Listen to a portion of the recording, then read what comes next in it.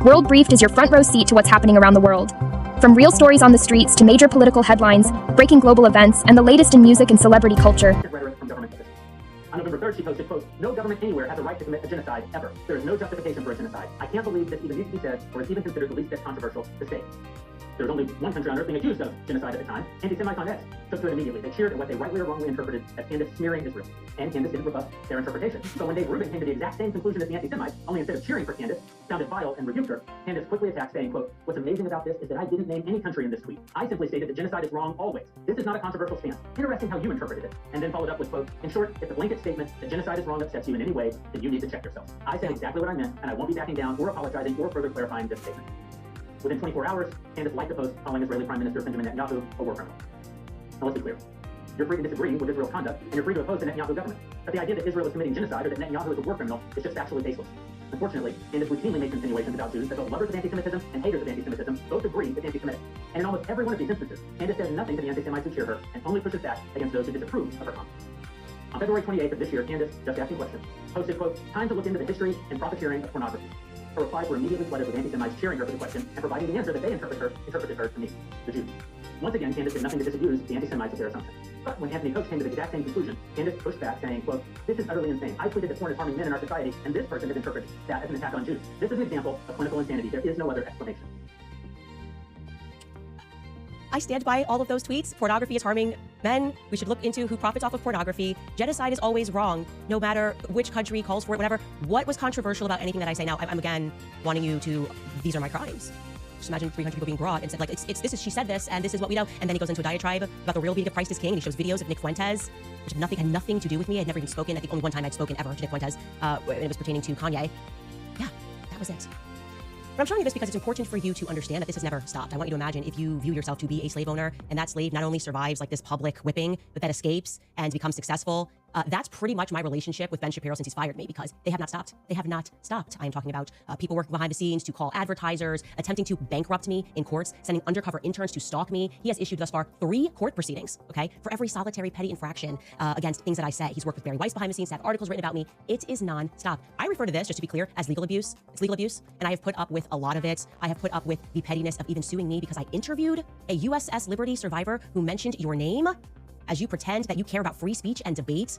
I draw the line. I draw the line with this miserable imp when it comes to Charlie Kirk, okay? Don't try me on this, but you keep trying me on this. You are an imposter, Ben. You're an imposter. You pay to pretend that you're friends, that you have a right to be on that stage because you get donors to pressure people, because you know Jewish people who can threaten to take money, or you say, I'm gonna do an advertising spend. Here's $1 million. I'm sorry, you're dead. The entire world knows that you are an imposter. I mean, you're so much of a fraud that essentially what you do is you have people send around clips to grown men to cheer you on, to pretend like the audiences love you. You staff audiences with people that work for YAF who are told to explode into cheers when you hit the stage because you don't have the confidence anymore to go out into the world because you know people see you for what you are. And so exactly what he did yesterday, we can now listen to what this imposter said as he hit the stage. Charlie Kirk's organization, the one that he built for debate, if you have disagreement, and he instructs people here in this speech, go after me and Tucker Carlson, right? That's what he's gonna do. He wants us deplatformed. He's gonna attack me, he's gonna attack Tucker Carlson, and he's gonna attack Megyn Kelly because she's at the beginning of what these people have put me and Tucker and Charlie Kirk through. Take a listen to a portion of what Ben had to say.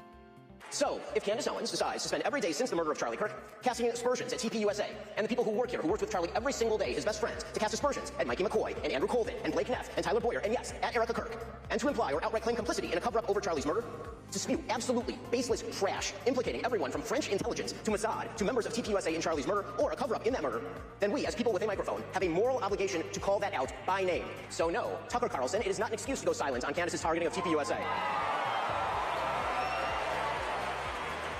Or to mirror her bullshit lines of questioning because you love Candace personally. The same holds true of Megyn Kelly, a person I consider a friend, characterizing Candace as a young mother and thus shying away from condemning her actions or fibbing about them. That is a non-starter. When Candace Owens says, I don't know, but I know, that is retarded. And we are all more retarded for having heard it. Well, Ben, when it comes to you and having worked with you, I just know the tactics that you use to feign popularity in the public. I just know the amount of money that you're willing to spend on advertising to inflate your numbers to make people think that you're popular. So, yeah, I don't have to say we don't know when it comes to you. You are such a joke of a little man. Your jealousy against Tucker, your ability to believe that you can keep manipulating the markets. You know those kids booed you on that stage. The amount of messages I got from Turning Point USA people saying, what is happening? Why is he on the stage? Standing against everything that Charlie believed in. That's what you're doing. You're standing against everything that Charlie believed in because you weren't his friend. He didn't like you for that very reason. And truly, Ben Shapiro, fuck you and the midget horse that you rode in on. Look at you, and I just think you are such a little worm. I can see you right now, probably. Oh. What can we get out to her? We're going to sue her into bankruptcy again, right? Sue her for every infraction, every word that I don't like, and every time my feelings are hurt. Because what you really believe in is WorldBriefed. That's what your people believe in. You believe that you are contract lords and that people are not allowed to violate contracts, or you will ruin them for years. You fire someone and you effectively stalk and harass them for years after. I'm here to let you know that I'm done with it. I am done with it. This one is so fully off of the mother effing plantation. Truly, Ben Shapiro, fuck you and the midget horse that you rode in on. And I say that on behalf of the world. I know you're gonna get applauded by Konstantin Kisin and Andrew Christ is King Clavin and all of the people, the men who have to keep applauding what you do like you're a 4-year-old to make you feel good. But the rest of the world can't stand you. You're obnoxious. You have absolutely no values that exist outside of the Talmud. You describe yourself as a Talmudic Jew, and I've learned what's in that Talmud, and I encourage other people at home to learn what is in that Talmud so that you know what Ben thinks of you, because he doesn't just hate me, he hates you too, white men. He hates all black people, okay? If he's following the rules of the Talmud, I mean, when I say hates, they think that we're animals, that they have a right to own us, that they have a right to make us worship them, that they have a right to lie to us, that they have a right to sue us and take everything that we have, that they have a right to deceive us, that they have a right to treat Charlie the way that he treated Charlie while he was alive, only to then try to defraud the population into thinking that he is somehow a part of his legacy, that he somehow cared about Charlie Kirk and cares to protect the people that are working at Turning Point USA. Goodbye, Ben. Goodbye. Question is, how much more money is Ben Shapiro going to spend to make people think that he's popular? How many more articles is his father going to write under a pen name, Hank Berrien of the Daily Wire, under the pen name Hank Berrien, as he wrote while Ben was at Breitbart, before he turned his back and betrayed them too, because that is his nature. One of these belly creatures, sliver on. The question is, how many more weeks and years do we have to keep pretending like Ben Shapiro is relevant? It's an open-ended question. Of course, what followed Ben Shapiro on stage is somebody who Charlie Kirk loved very much, and who he fought for to the very end against the Jewish donors who were pressuring him, some of them because Ben Shapiro insisted that they do. Take a listen to what Tucker Carlson had to say when he hit the stage. The prediction that, at some point when Republicans took power again, which I did everything I could, to help, and really felt that was important. I still think, I was right. But I really thought that the impulse to deplatform people, or even to use the word platform as a verb, which it's not, it's a noun, don't steal my nouns, deplatform and denounce. Why haven't you denounced somebody else? The whole Red Guard cultural revolution thing that we so hated and feared on the left, that we did everything we could to usher in a new time where you could have an actual debate. I mean, this kind of was the whole point of Charlie Kirk's public life.